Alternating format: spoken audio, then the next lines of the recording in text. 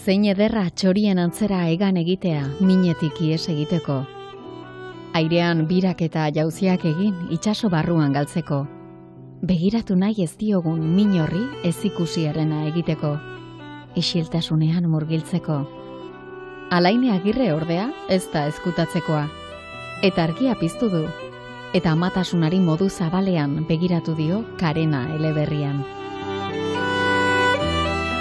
Alaine, mina isiltasunarekin lotzen dugu, erraietan gotortuta dagoenean, estanda egiten duen arte, ez da? Hori da. Estanda egiten du ez diogulako lekurik ematen, ez da? Ez dugulako entzuten zer daukan esateko. Novelan bertan idatzi nuen, minak asko dakiela gutaz. Gure amak, gure terapeutak, gure maitaleak, baino gehiago jakin dezake eta esan aldigu gure minak gutaz. Beraz, entzungo bagenu, lekua, gorputza, emango bagenio, bai individualki, baina baita ere kolektiboki ere, ez ginetek iritsiko estanda egitera.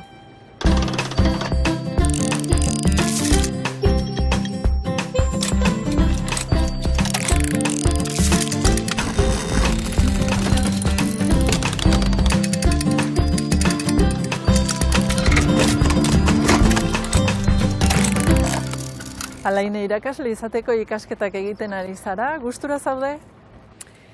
Bai eta ez. Motivazio eta bokazio handia daukat, irakaskuntzarako, baina ez dut oso ondo topatzen nire lekua zein izango den.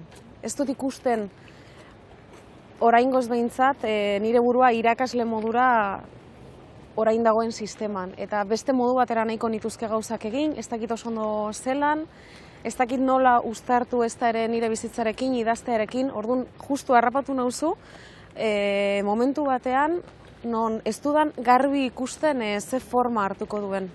Literaturarako une libreri ikusten dizu? Klaro, hori da beste kontu bat, ez da? Oporraldetik eta utziko lidake, baina konturatzen ari naiz, novela honek erakutsi dit behar dudala, behar diodala idazteari denbora gehiago eman, neure buruari ematea dala hori, eta nahiko nuke hor espazio eta denbora gehiago eduki. Baina oso zaila da, fakturak pagatzearen eta aldi berean sormenean izatearen aldeko oreka hori denontzat, idazle guztiontzat oso zaila da topatzea. Zerk egin zizun idazle? Enaiz idazle sentitu, oso berandu arte, baina betidanik idatzi izan dut. Eta orduan galdera berformulatuko dut, zergatik edo idazten nuen. Uste dudala mundu honetan egoteko nire modua da. Ezingo nuke egon mundu honetan irakurri eta idatzi gabe. Biak egin ditut txikitatik, niretzat oso lotuta joan dira biak, irakurtzeak eraman hau idaztera eta beti bizi izan naiz, istorioen munduan. Idazten, orrialdean idazten hasi aurretik ere esaten dut idazten nuela. Lehendik ere ja banengoelako istorioak sortzen, kontatzen. Konta iguzu zer partekatzen duzu, hemendik gutxira gerturatuko zaigun zeure gonbidatuarekin? Bai, Oiana Iguaranda. Eta egia esan Karena liburuari esker konektatu genuen, lehendik ezagutzen genuen elkar, baina liburuari esker abia puntua izan zen amatasunaren inguruko elkarrizketak, eta hortik sortu ziren beste hainbat elkarrizketa, WhatsAppeko audio, zerbeza, eta apur bat hasi gara elkar ezagutzen, eta esango nizuke ikusten dudala Oiana, oso autentikotasunetik, oso benetakoa iruditzen zait, begirada propioa duela esango nuke, eta oso gertu sentitzen dut. Bera gainera badabil, Amaraun izeneko ekitaldi bat sortu berri dute, hor ere amatasunari ez dakit buelta bat eman nahian. Badirudi bere barruan bizitzeko bakarrik ernaldu dela ume hori, mundura ateragabe. Karena izanik haren bizileku bakarra. Zara da eleberri honetako protagonista, bera liburutegi batean egiten du lan, isila da, lasaia, eta Adri bere neskalagunarekin ama izan nahi du. Eta erreza dirudien horren oztopoak ekarri dituzu honera argia jarri diezu, nolabait esateko. Bai, hori da, bi pertsonalitate kontrajarri ez dakit, baina nahiko dikotomiko edo desberdin dira, bakoitzak bere moduan sentitzen du amatasunaren desioa. Gertatzen da, bikote mailan bataren desioa eta bestearena ez etortzea guztiz bat, eta horrek eragiten duen arrakala batzuetan amildegia ere, Orduan, hori ere agertzen da. Bi neska dira, erabakitzen dute ama izatea, eta beraz laguntza bidezko ugalketa tekniketara jo behar dute, intseminazioa egiteko, hasia behar dutelako. Baina hor, zuk esan bezala, gauzak ez dira pentsatu duten bezain errazak, oztopoak agertzen dira, zailtasunak, eta horrek aipatzen duen arrakala hori zabaldu egingo du. Hau da, gauza bat askotan gertatzen zaiguna. Erabakimenerantz goaz, zorionez, ama aita izan nahi dugun erabakitzerantz, hala beharko lukeelako izan, iruditzen zait, erabaki bat, eta ez inposaketa bat. Baina hala ere ez dugu oraindik hitz egiten, ez gara oraindik hitz egiten hasi, erabakitzen dugunean ere batzuetan ez dagoela ahalmena, ez dagoela gaitasuna. Eta gaitasun falta hori izan daiteke ez bakarrik antzutasunak edo osasun kontu batek eragindakoa, baizik eta sozialki batzuetan ez daukagu egitura bat, permititzen diguna, umeak eukitzea, zaintzea, ez daukagu bikotekide bat egiten duena proiektu horretan, ez daukagu laguntza, familiaren aldetik, auzoaren aldetik, instituzioen aldetik. Esaten da, antzutasunak hainbat arrazoi dituela eta ez direla denak individualak, asko direla kolektiboak. Eleberri honetan ama izatearen modu ezberdinak aipatzen dituzu eta kasi aldarrikapen bat ere egiten duzu. Bai, amatasunaz kontatu digutelako ipuin bakarra, ezta? Eta iruditzen zait inor ez dela kabitzen kontakizun horretan, min eragiten duela. Liburua atera denetik, reafirmatu naiz, zenbat min ematen digun amatasunak, denoi, emakume guztioi. Amatasuna da mamut bat, gelaren erdian nagoena, askotan ez dugu horretaz hitz egin, eta denok zapaltzen gaitu, batzuetan hanka bat jarrita bularraren gainean, beste batzuetan tromparekin estututa kokota, berdin du ama izan, ama ez izan, ama izan nahi eta ezin izan, ama izan baina gero damutu, erabakia ezin kontzienteki hartu, ama hori isolatua ez zaindua izan, berdin du. Eta arazo ez da amatasuna bera. Nire ustez arazoa da amatasuna nola eraiki den, nola eraiki dugun, amatasuna bera zaintzen den edo ez, amak zaintzen diren edo ez. Zer da amatasuna, zer irakurtzen dugu amatasun bezala, ni berezena naiz ama gizartearentzat, eta nik izan ditut, nik badauzkat umeak. Sara berdin, ez da? Amatasun prozesuak asko dira, anitzak dira, ez bakarrik emaitza produktibo batetan bukatzen direnak. Ez bakarrik bizirik dagoen ume osasuntsu, tararik gabeko, sindromerik gabeko ume hori ematen dutenak, ez da? Amatasuna ikusten duguna baino askoz zabalagoa da. Ez da bide bakar bat, bide pila bat egon daitezke. Eta amatasuna izan daitekelako ez amatasuna dolu baten historia ere bada eleberri hau. Eta esango nuke dolu maila ezberdinetakoa. Bai, hemen dago dolu baten gorpuzte bat, dolu batek batez ere hartzen du novela, eta dolu hori da dolu gestazionala. Sarak desio duen eta galtzen duen haurdunaldiarena, umearena, bere alabaren dolua. Dolu gestazionala da gizartean zilegiztatzen ez den dolu bat, hitz egin dezakegu lagun bat galtzeak eragin digun minaz, hitz egin dezakegu bikotekidea galtzeak eragin digun saminaz, senitarteko bat galtzean egiten dugun bidaiaz, baina ezin dugu hitz egin, nahi izan dugun haurdunaldi bat eteten denean, horrek eragin digun sufrimenduaz, ezta? Eta hori da jendarte modura gizartean ez diogulako lekurik ematen. Eta nek ez emango diogu lekurik geure gorputzetan eta gure bizitzetan, eta familia artean, lagun artean, lanean, ez badiogu jendarte modura min horri leku bat ematen. Ez badugu horretaz hitz egiten. Ez badiogu hizkuntza bat jartzen. Isiltzen dena ez da. Sararen haurdunaldiaren prozesua kontatu duzu, hasi eta buka esango genuke, eta indarkeria obstetrikoari jarri diozu argia. Beitu Jolanda, kontua da, nik hemen ez dudala novela honetan aipatzen indarkeria obstetrikoa kontzeptua, baina hor dago, ez da? Eta ni neu ere nintzen kontziente, hor zegoenik, Estitxu Fernandezen lanak argitasun hori eman zidan arte. Horregatik iruditzen zait, eskertzen dut esan diazuna, ze batzuetan, besteengan ikusten dugunean mina orduan baimentzen diogu geure buruari min hori aitortzea, ezta? Entzuten dugunean indarkeria obstetrikoa hitz egiten, beste gorputz batzuetan nola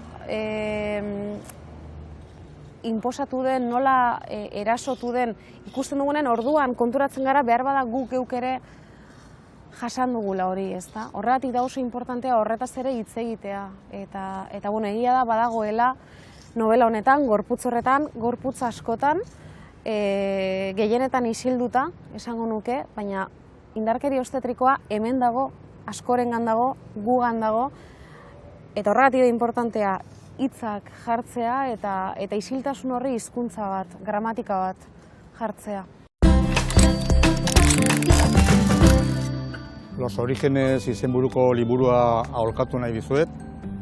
Egilea Sasa Stanisic da, idazle bosniarra, eta kontatzen digu bere familiaren gora berak, egiten du gutxi gora bera, bi belaunaldi lehenagora, egiten du salto, eta orduan kontatzen du Bigarren Mundu Gerratik, Jugoslavia Titorenpean batu zeneko garaia, eta gero Balkanetako gerra eta familiaren erberestea.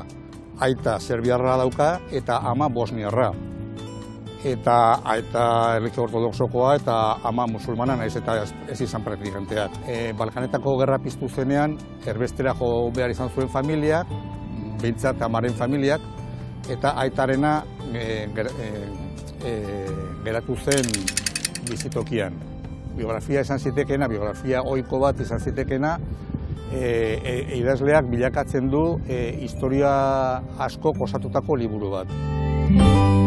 Zeure bizipen batean oinarrituta baldin badago eleberria ere, ahots asko bildu dituzu kontakizun honetan, eta beste emakume batzuk ere badaude horrelakoak jasan izan dituztenak eta beti geldatu izan da oharkabean edo isiltasunean edo xuxurlatutako gai bat bezala.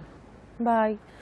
Nik gainera sentitzen dut novela honetan emakume asko daudela eta badala neurri batean saria jaso nuenean beraiei eskaini nien novela hau, beraiei eta nire alabari guzti horiek isilduta dauden guzti horiek izendatzeko modu bat zelako, ezta?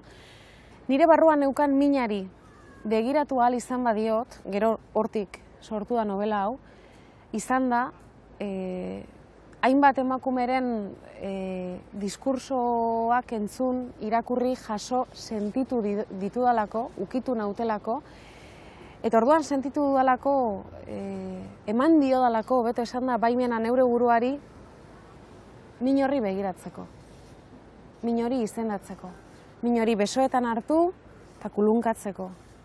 Eta horrela zaintzen dugu gure burua, gure minak beso artean hartzen ditugunean, besarkatzen ditugunean, minari hitz egiten diogunean, galdetzen diogunean, esateko daukana entzuten dugunean. Eta ezingo nuen hori egin, emakume guzti horien testigantzak eta diskurtsoak entzun ez banitu. Zeure literaturan ikuste zinari buruz hitz egiten duzu edo azaleratzen duzu, eta horretarako itsasoaren metafora erabiltzen duzu. Jo, itsasoa konstante bada, nire obran eta nire bizitzan ere bai. Zerbait ataskatuta daukadanean, emozioren bat edo ataskatuta daukadanean, itsasora etortzen naiz. itsasoarekin berba egiten dut, novelan ere agertzen hori. Itsasoarekiko dialogoa ez da beste ezer, norbere buruarekin berba egitea baino, norbere minari begiratzea, norbere barruran zeramatea begira da. Niretzat konstante bada, ez da, ariketa hori, norberarengana buelta egite hori, bueltatzea, itzulera da. Eta bai, hor gainera, ikusezintasuna aipatzen zenuen, bai da nire, ez dakit obsesioa da, ez dakit nola deitu, baina bai da nire begirada horra doa beti, ez da? Ez bakarrik nire minetara, zure etara nahiko nuke joan, kafe bat hartuko bagenu, baimen emango bazenit, ez dakit, beste batzuekin berbetan nabilenean ere, gai horiek ateratzen dira askotan, eta hor sentitzen dut konexioa, ez da? Eta bai, nahi gabe, idazten dudanean leku horietara joaten naiz. Ilunpean dauden lekuetara eta ikusezinak zaizkigunetara. Eta hor adibidez, aipatzen da, nik genekien, Karena, izenburua jarri nuen plazenta zentzuan, ez da? Beste batzuek esan ziaten, irakurle batzuek aipatu ziaten, aurlaguna deitzen zaio, baita ere, plazentari, Karenari. Eta, zentzu horretan, adiera horrekin jarri nion izenburu hori, eleberriari, eta gerora, Durangoko azokan behitu ze ederra, irakurle batzuek esan ziaten, hiztegian begiratu zutela, ez zekitelako Karenak zer esan nahi zuen, eta oso deigarria da, hiztegietan ez datorrela plazentaren organoaren adierarekin. Horrek ere zenbat esan nahi duen. Hori ere Oianarekin komentatu nuen bere literatur taldean. Hor ere ze ikusezinak garen, ezta? Ze plazentaz bide batez izan da ez dakigu ezer. Ez dakigu nolakoa den, ez dakigu ze forma daukan, ze itxura daukan, badakigu giltzurrunak nolakoak diren, birikak 1000 aldiz ikusi ditugu, bihotz bat ere ikusten dugu gure iruditerian, ez da? Eta plazenta bat, Karena bat ez, hori ere da beste gauza bat, emakumearena ikusezin egin dutena, ez da? Kontua da, Durangoko azokan, irakurle batzuek esan zidatela, hiztegian agertzen dela, Karena dala, itsasontziaren, txaluparen, barkuaren beko aldea, itsasoaren uraren azpian doana, kanpotik ikusten ez dena. Zoragarri iruditu zitzaidan, zeta hain justu... Laburbiltzen du liburua. Itsasoaz ari garenez, itsasoa bera muga bat dela esan duzu, eta idaztean zeure mugetaraino joaten zara? Sentitzen dut itsasoa muga baino gehiago dala mugarik eza. Uste dut, niretzat itsasoa hori dala. Ez dakit askatasuna, norberarengan sartzea, eta bai, uste dut hori egiten dudala idazten dudanean.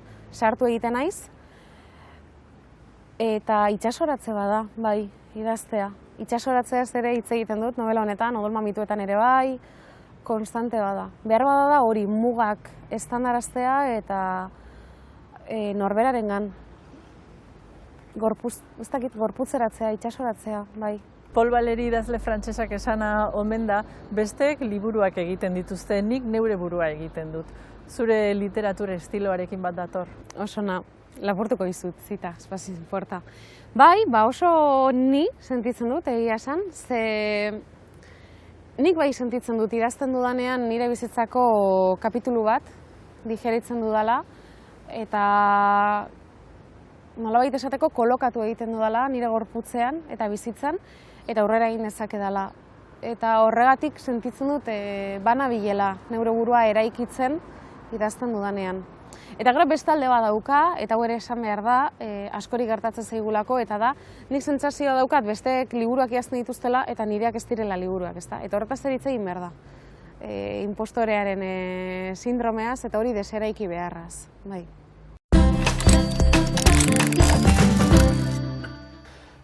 Konpainia Lalacranen Optimistic versus Pessimistic eta La Conquista de lo Inútil niretzat erreferentziala den taldea.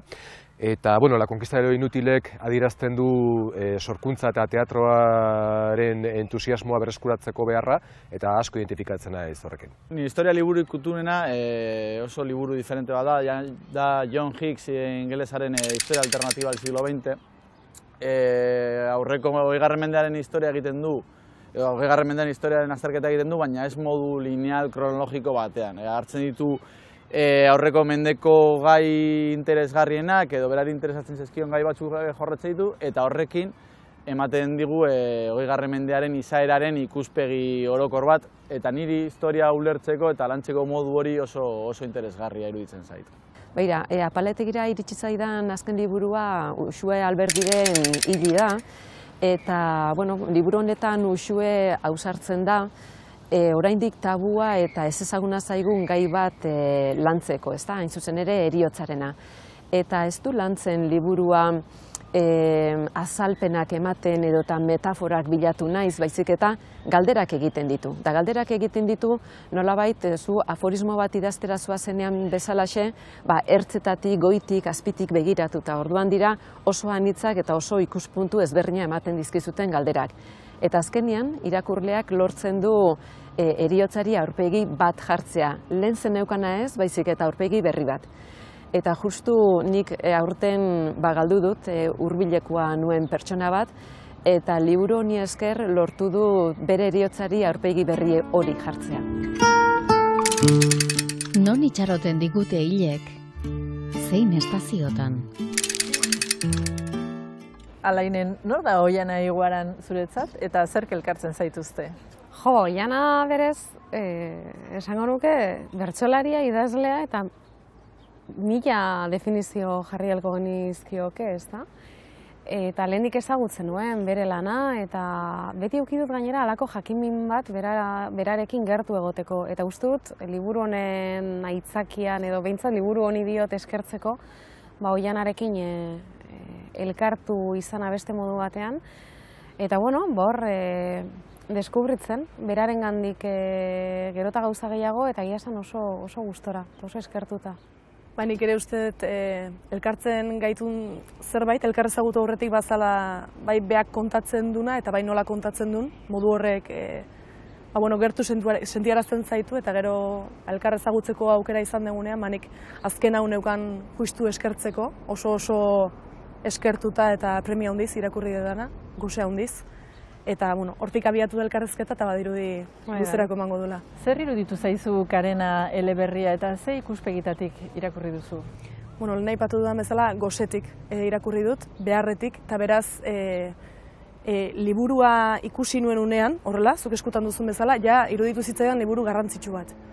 Eta gero barrura sartu nahi zenean eta harakatu dudanean, eta iruditu zait ispilu bat, oso ispiluan hitza, jende askorentzat daukana alde bat bere burua ikus dezan, eta elkarro beto ikusteko eta elkarro beto ulertzeko beste aldeek ere balio dutela, ezta? Eta bestalde, esan beharra daukat, kontatzeko zeukan horretan eta oso garrantzitsua izanik ere nola kontatu duen, gorputza nola kokatu duen, gorputzari ze ahots ematen dion, eta hortik nora eramaten gaituen, bai interesgarria iruditu zait, bai umore aldetik ere gordin nola jotzen duen hortara, eta medikuntzaren ikuspegiko lako keinutxoak eta egiten dituenean, hartzen du arnasa, eta gero bai ikusi diot, min asko kontatzen duen liburu bat izanik ere, iruditzen zait ageri duela agentzia bat, ezta, eta tresnak, norbereak aurrera egiteko, eta bere burua behin eta berriz berrera ikitzen ari den pertsonaia bat ikusten dut, Sararengan.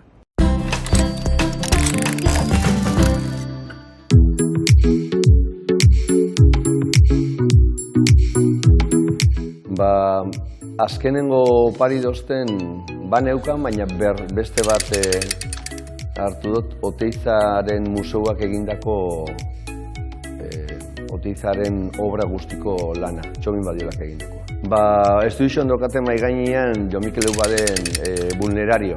Hasi nintzen, baina erakusketa dala eta ez dut bukatu, baina gogoko dut.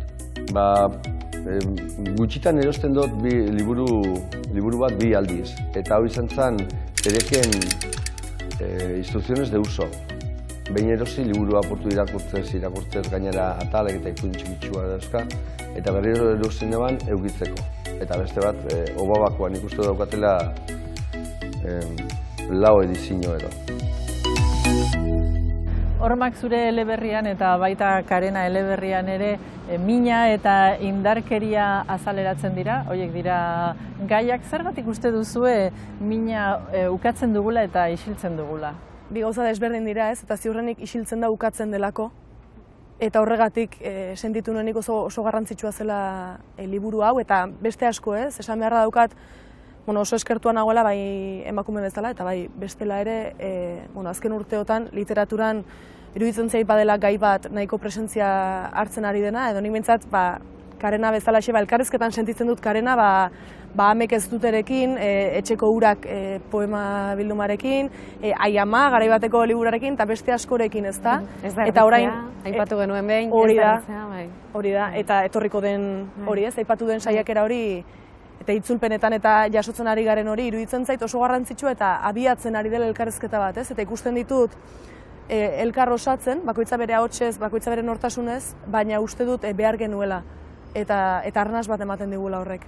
Guztiz ados, eta horre esango nuke, minetik iesean gabiltzala baita ere ez digutelako erakutsi, minari begiratzen eta kontrakoa, ez da? Ies egiten erakutsi digutelako. Eta lehen hasieran esan duzunarekin lotu nahi nuen, nik sentitzen dut behintzat, Oianarekin ez bakarrik gaiak, baizik eta behar bada, igual atrebentzia handia da, baina nolakotasunak ere sentitzen ditut. Badauzkagula amankomunean edo badago, ez dakit, begirada bat, edo ez dakit sentiberatasun bat, samurtasun bat, ez dakit indar isilago bat, ez dakit. Eta ni eramaten hau, Oiana gehiago deskubritzera hainbat alorretan eta hainbat modutan.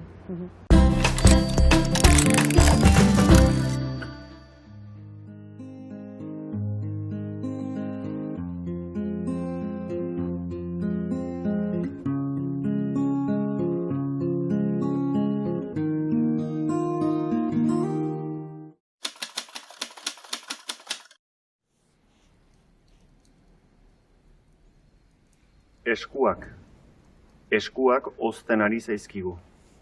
Tek ikararen jiran jartzen ditut, berotu dakizkidan, odola esnatu dadin. Gure amonak katilu jiran jartzen zituen eta tea berotzen zuen.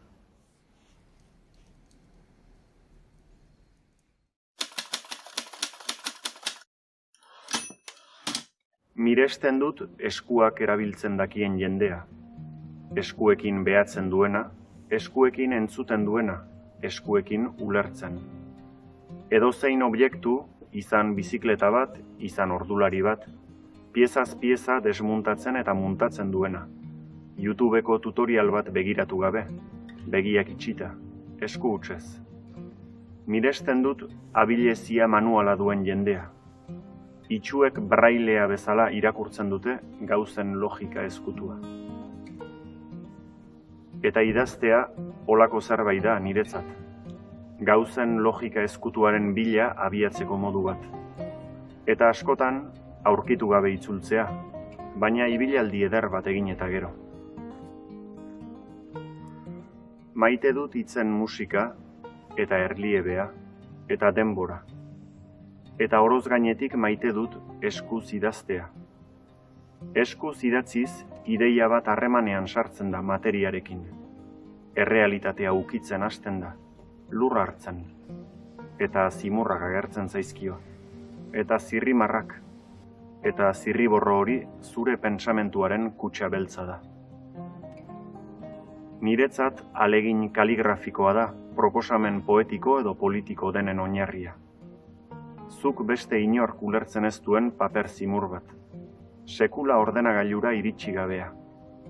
Eta egun batean, armairu zoko batean ustekabean aurkituko duzuna. Eta orduan, zure genialidadearen autopsia egingo duzu. Eta ohartuko zara, zuzentzat zenituenak oker zeudela. Eta okertzat zenituenak behar bada zuzen. Zerbait idaztea eta handik denborara berriz irakurtzea, beti da ariketa kiropraktiko bat. Eta orain, kiropraktika ere roboten eskuetan gelditzea denean, nik inoiz baino gehiago maite dut eskuz idaztea. Eskuz idazteak badu erritmo bat, pausa bat, pentsamentuari laguntzen diona. Pelikula bati abiadura jeistea bezala da. Detaile batzuetan konzentratzen laguntzen du, eta aldi berean, berak zaramatza, bere hitzezko korapiloan. Idaztea, eskulan bat da niretzat, ideien artisautza. Nik nekez pentsatzen dut ibilian, haren nekezago eztabaida baten erdian, dialektika giroan. Nik pentsatzeko bakardade pixka bat behar dut, isiltasuna eta paper bat begipean.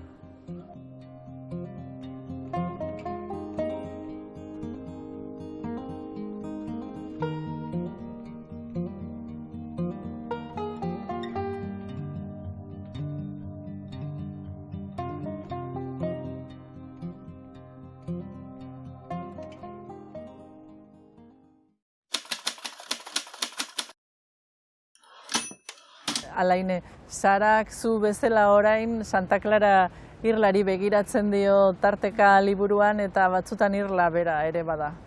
Hori da, irlari begiratzea da aurrera egin ahal izateko modu bat, baina oso urrun joan gabe, ez da? Ze bestela batzuetan ozeanoan galtzen gara, beraz irla da bere buruari jartzen dion muga, distantzia horretara bakarri begiratu dezake, ez haratago. Eta aldi berean bera bada irla bat ere, ezta? Bakarrik bizi duelako bere amatasun prozesu hau, bai. 30 urte dira Jon Maiak idatzitako lehen kanta argitaratu zenetik. Urte hurrena aitzakiatzat, Maiak bere abesti batzuk hautatu eta kolaboratzaile berezien laguntzarekin grabatu ditu. Disko liburu hau da emaitza. Togok basoan 2 urte, 2 hilabete eta 2 egun eman zituen berak eraikitako etxola batean. Danele Sarri Ugartek aldi horretatik eratorritako saiakera ekologista eta soziala euskarara ekarri du. Telmo, familia zaratatsu baten kiderik gazteena, serio mantentzen da beti, itsasaizea dabilenean izan ezik. Junkal Lertxundi, Gastonen ilustrazioen laguntzaz, horren arrazoiaren bila ibiliko da. Literatura egiteko modu asko daude. Nik gaur konpartituko dizuet, nik nondik idazten dudan eta norantz. Ze hori ere importantea da niretzat. Kontua da, hasiera batean, geroago liburua izango den horren hasia ernetzen dela nik bizitako, sentitutako, ametxe egindako zerbaitetan, ezta? Hor hasten da eta idaztea da ernetutako hasi horri begira jartzea, ureztatzea, ongarria ematea, halako batean kimatzen hasi beharko naiz, eta hor doa hasten landarea, istorioa, fikzionatzen, eta fikzionatzen dudanean, eta hasten denean halako batean nigandik ateratzen da, hain handia, adar, osto, lore, eta halako batean, ni baino handiagoa dan landare hori, liburua irakurri duten irakurle batzuengan bereziki, hoiengan sustraitu egiten da. Eta orduan, literatura bihurtzen da, nigan sustraitu dan, kanpoan adartu, eta berriro zugan sustraitu dan zerbait hori.